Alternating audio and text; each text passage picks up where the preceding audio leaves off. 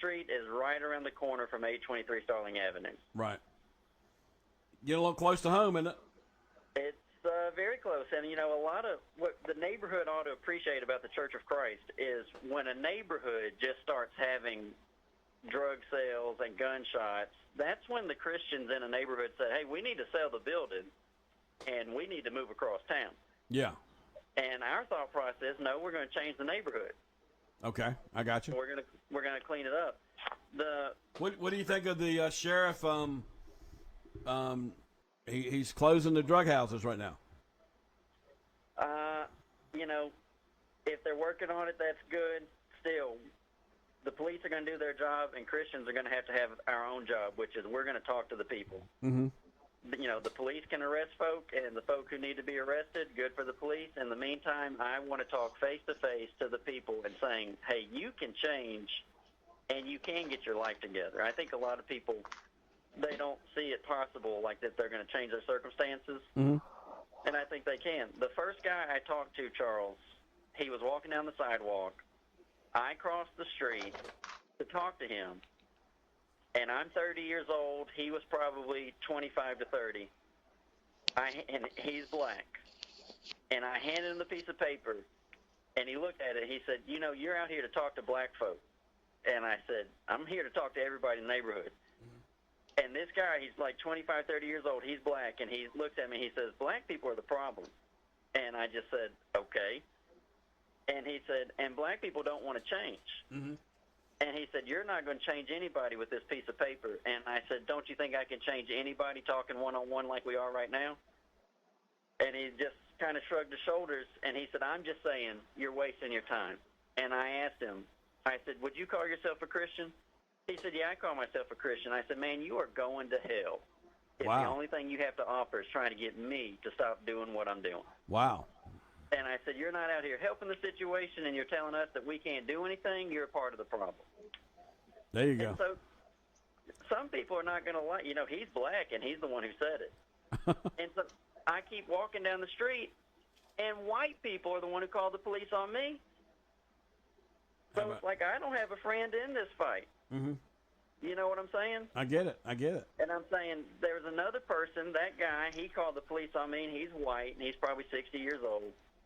And he's giving me grief. I'm trying to clean up his neighborhood. And he said the same thing the other guy did. I asked him, I said, would you consider yourself a Christian? He said, yeah. And I told him he's going to hell. If you're not going to help us clean up the neighborhood, and then he started this business about, well, I try to live the best I can. I said, no, you're not. You're trying to get us to stop helping the neighborhood. And the thing about it, one more, another house that we knocked on, again, was another white Army vet. And all he could say to me was, get off my property. Wow. And so, you know, white people who live in the neighborhood, they can talk about black people all they want to. But I'm saying, as long as these old white people keep acting like jerks, they're not going to make any headway either. And so essentially what I found is when I went through the neighborhood is no one likes anybody. Okay. And it's like the person who did agree at the end of the day was the deputy who came by. Okay. You know, his thing was, he said, you know, if someone tells you to get off their property, you got to leave. I said, oh, yeah, definitely. We'll leave when they tell us to. Yeah. And I would say, you know, we know that, and we do it. And I just said, I handed him the pamphlet, the bulletin, and I said, this is what we're trying to do. This neighborhood's never going to get any better unless people start taking the Bible seriously. And he said, well, that's right. Well, I'll tell you what, the Martinsville police are pretty professional. Yeah, this guy, I didn't see his name tag, but he got out, and he just told us what it is. You know, if they tell you to leave, you got to leave. Oh, yeah. But he was very good to us. And, you know, that's all he could do was just say, if they tell you to leave, he didn't try to, like, tell us to get out of here or anything like that. And, you know, he admitted, he said, this is a rough neighborhood now. He said, so you got your work cut out for you. Right. How about the casino in Rockingham County? You know, I think that's met some hurdles here lately. Yeah, I hope so. And that's another thing. It's like anybody who goes to the casino and squanders their paycheck, you know, I'm saying anybody who goes to a casino, I hope that no religious entity helps them with their money. It's like people can't pay their bills because they're at a casino, and the number one thing, let's hit up the churches. I hope every religious entity tells them to take a hike. Wow. These people, they need to hit rock bottom before anything's going to get any better around here. Okay. And what's wrong with that? It's like the people who are handing out the money, they're abiding by a certain set of principles. I can remember when the casino was coming to Danville, and Councilman Shank, we asked him point blank, are you going to go to the casino? He laughed and said, of course not.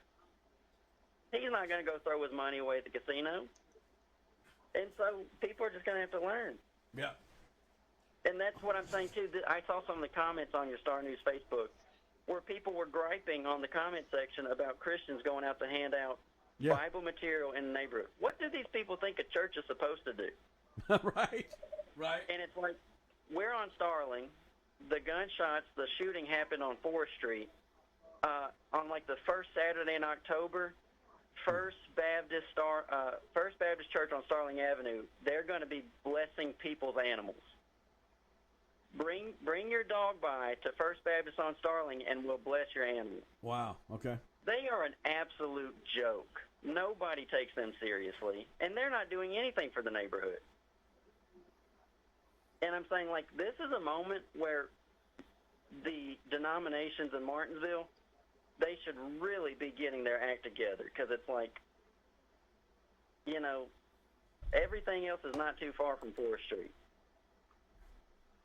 I mean, they're going to want to clean up the neighborhood, and right now all they got going on is just, gambling nights where they all pretend to gamble, movie nights, pizza nights. Nobody wants to do any real work. I got you. All right. Will you be talking about this on your show? Yeah, I'm going to be talking about it. Let me say one more thing, too, about how serious we are. Okay. I mean, we had multiple families go through 4th Street, Princeton Street, and the side roads. Mm-hmm.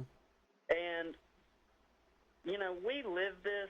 Obviously, Johnny Robertson's my dad, and I was raised up doing this type of work. I have a 1-year-old, and my wife and my 1-year-old went door knocking with me down 4th Street in Princeton.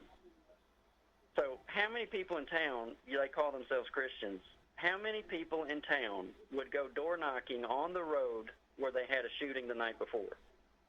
None of them. Then I asked how many of them would take their 1-year-old with them. Right.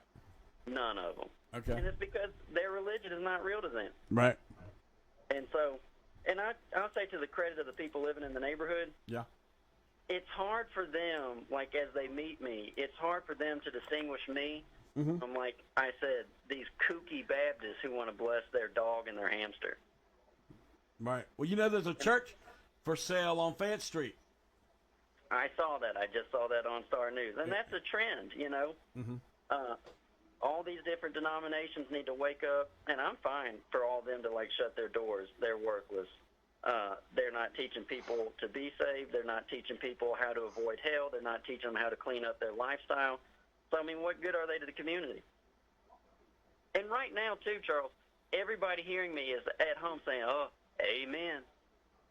But, half of them are going to keep dogging on me, hating on me, and then the other half are just not even going to try to clean up their life or help anybody else. I mean, like, someone might say all I did was get on here and rant. I live in the neighborhood. I live in the 4th Street neighborhood. Yeah. So it's like you said a moment ago, getting close to home. If you're a concerned citizen, this is what it's going to take. Uh-huh. We're going to have to convince people to clean up and start taking care of their kids. Right. So, and they're going to, a big thing of it, too, is people don't want to talk to strangers. You're going to have to start sitting down and talking with people that you never met before. And we do that all the time. We talk to strangers all the time. Okay. All right, I do need to take a commercial break, but I know you'll be talking about this and other topics on the show Wednesday night at 9, Thursday night at 8, Sunday night at 9. Yeah. Tell the people in church, ask their pastor, when are we going to start trying to clean up the neighborhood? Okay. All right. Thank you, Charles. Thank you, sir. Let's find out.